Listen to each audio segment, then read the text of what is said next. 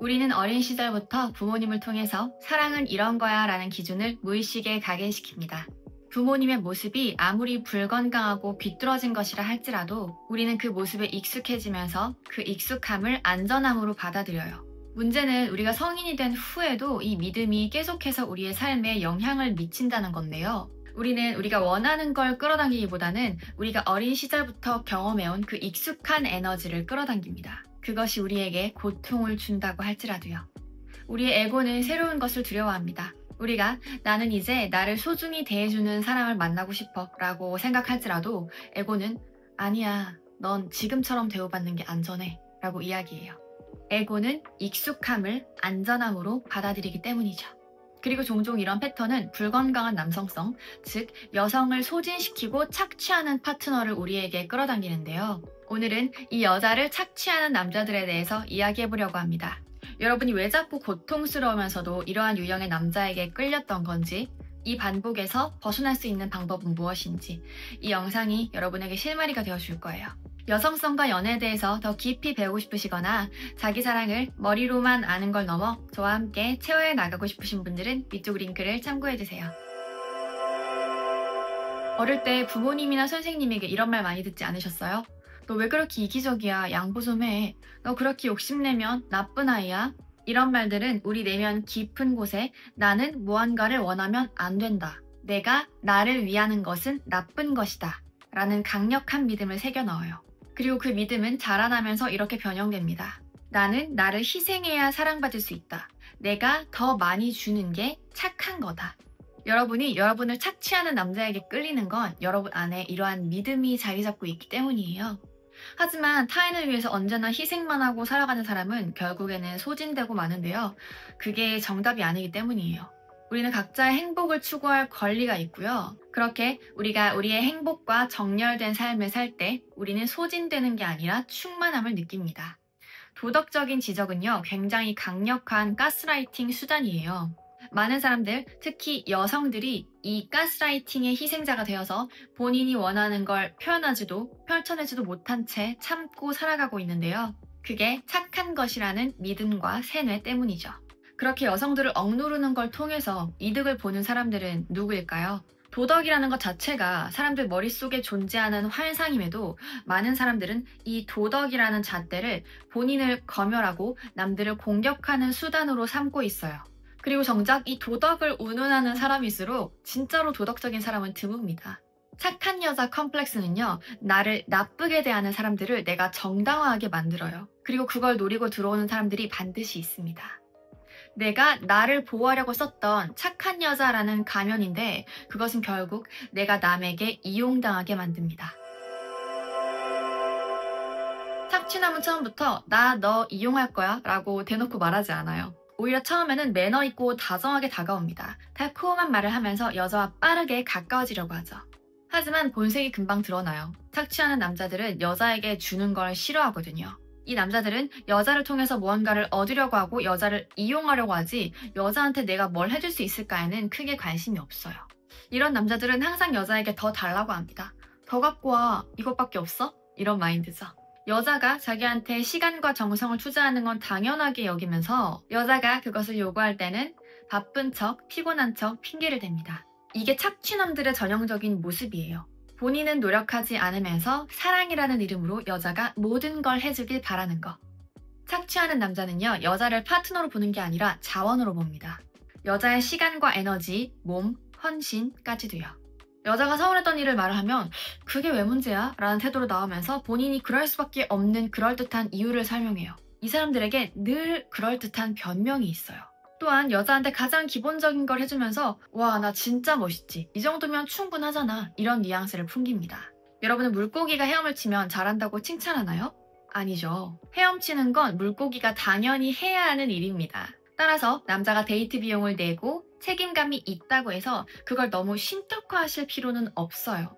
그건 남자라면 갖춰야 할 기본 중의 기본입니다. 그런데 세상이 변했어 이런 말을 하면서 이 기본마저 회피하는 남자들이 있죠. 여성은 본능적으로 받는 존재이자 수확하는 존재입니다. 그래서 여성들은 무언가를 고르고 발견하고 모으는 감각에 본능적으로 끌려요. 여자들이 쇼핑을 좋아하는 것도 내 취향에 딱 맞는 물건을 찾아서 나의 공간으로 들이는 것을 좋아하기 때문이죠. 그렇게 하나둘씩 무언가를 모아나가는 것은 여성의 창조적인 에너지, 그리고 수확하는 본능과 연결이 되어 있습니다. 하지만 요즘에는 많은 남성들이 여성 에너지로 전환이 되면서 여성처럼 수확하는 존재가 되어가고 있는데요. 그래서 여자한테 주려고 하는 마음보다는 어떻게 하면 여자한테서 수확할 수 있을까, 여기에 사로잡혀 있는 거죠. 여성들이 이렇게 불건강한 여성을 착취하는 남자와 함께 있으면 살이 갑자기 찌거나 살이 갑자기 빠지거나 여드름이 생기는 등 몸에서 신호가 와요. 내가 내 감정은 억누르더라도 그게 다 몸의 현상으로 나타나는 거죠. 이 남자는 잘못된 남자야 라고 몸이 신호를 보내고 있는 겁니다. 남자가 여자를 채워주지 못하면서 여자에게는 애정과 헌신을 강요하고 있다면 그 남자는 여자를 착취하는 남자입니다. 여러분이 남자를 위해서 요리하고 청소하고 애쓰면서 기다리는 사이에 여러분은 그 남자에게서 점점 존재감을 잃어갑니다. 여러분은 그 남자의 꿈의 여자가 아니라 그냥 밟고 지나가는 여자가 돼요. 처음엔 남자도 여러분의 그 헌신에 고마워하다가도 시간이 지나면 그 헌신을 당연하게 여기게 돼요.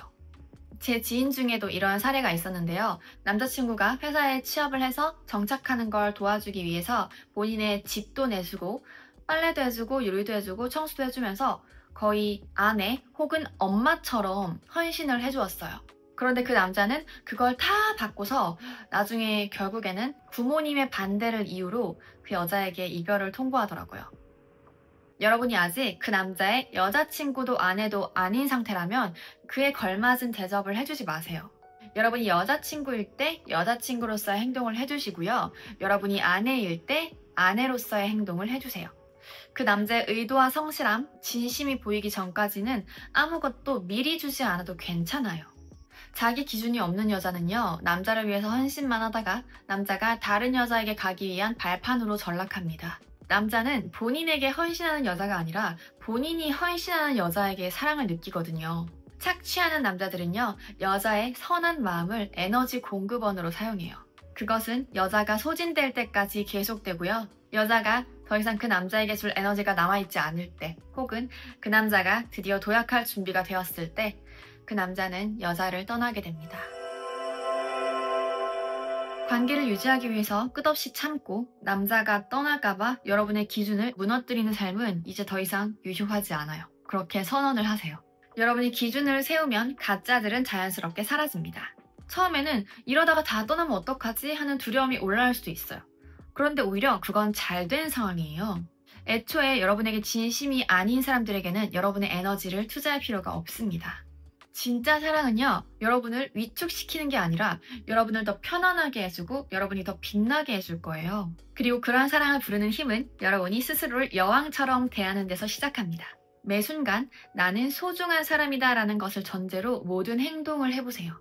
여러분의 몸을 아름다운 정원을 가꾸듯이 소중하게 대해주세요. 건강한 음식과 비타민처럼 여러분에게 활력을 주는 음식으로 몸을 채워주시고요. 규칙적으로 운동을 하면서 여러분의 몸과 마음을 더 건강하게 만들어주세요. 건강하고 활력이 넘치는 여자의 진동수는요, 왕의 에너지를 끌어당깁니다. 조커는 여러분과 딜을 하려고 하고 여러분의 에너지를 착취하려 하지만 왕은 여성 에너지의 가치를 알고 그것을 보호해주려고 합니다.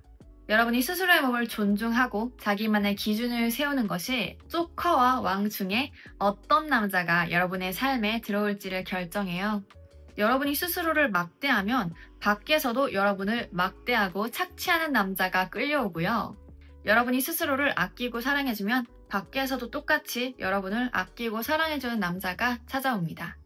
왕은 여자를 착취하지 않아요. 여성 에너지가 얼마나 값진 것인지 알기 때문에 그것이 아름답게 꽃필 수 있는 공간을 마련해줍니다. 착취당하지 않는 사랑, 구걸하지 않아도 되는 사랑을 하고 싶으시다면 여러분 스스로가 먼저 그런 삶을 살아가셔야 해요.